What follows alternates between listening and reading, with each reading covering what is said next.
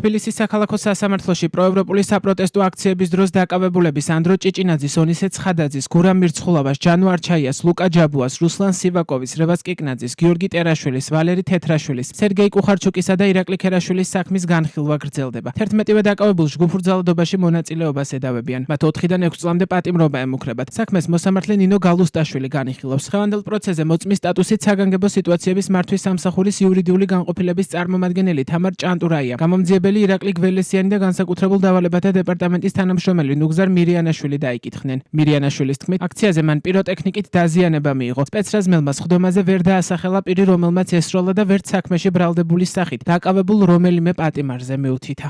საბოლოო ჯამში მათი პასუხი არის ის, რომ არ შეუძლიათ ამოიცნონ ეს პიროვნებები და მათ შორის დარბაზში ყოფ პირები არ არიან ეს პიროვნებები და ამით ტოვებენ. ის თუ რაღაც დაზიანება მიიღო აქციაზე, ეს ჩემს დაცვის ქვეშ ყოფთან საერთოდ რა კავშირში არის და რა მიზეზობრივი შედეგი არის, ამას თვითონ დაზარალებულები ვერ ადასტურებენ.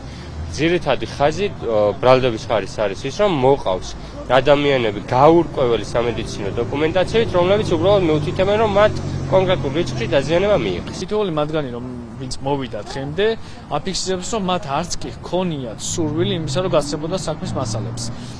ანუ ადამიანი, რომელიც მოდის და გვაჯერებს, რომ აქვს პრეტენზია კონკრეტული პიროვნებების მიმართ და ასევე გვაჯერებს, რომ ინტერესი აქვს საქმის მიმართ, ამბობს, რომ არც ერთ დოკუმენტს, არც ერთ ვიდეოს არ ეცნობა გამოძიების ფარგლებში, არც დღეს იცნობს არც ერთ მათგანს, თუმცა პრეტენზია აქვს.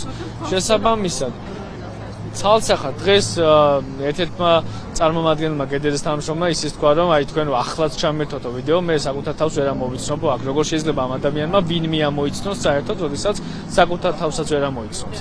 აქედან გამომდინარე, ეს ცალსახად მიუთითებს კიდევ ერთხელ პოლიტიკურ мотиваციას, რომელიც არის ამ საქმეზე და კიდევ ერთხელ ადასტურებს იმას, რომ დაზარალებულად წოდებული პიროვნებები არანაირ კავშირში არ არიან სიდისის პატიმრებთან. დაკავებულ 11 პირს ბრალი საქართველოს სისხლის სამართლის კოდექსის 225 მუხლის მეორე ნაწილით აქვს წარდგენილი, რაც ჯგუფურ ძალადობაში მონაწილეობას გულისხმობს. ბრალს არც ერთი დაკავებული არ აღიარებს.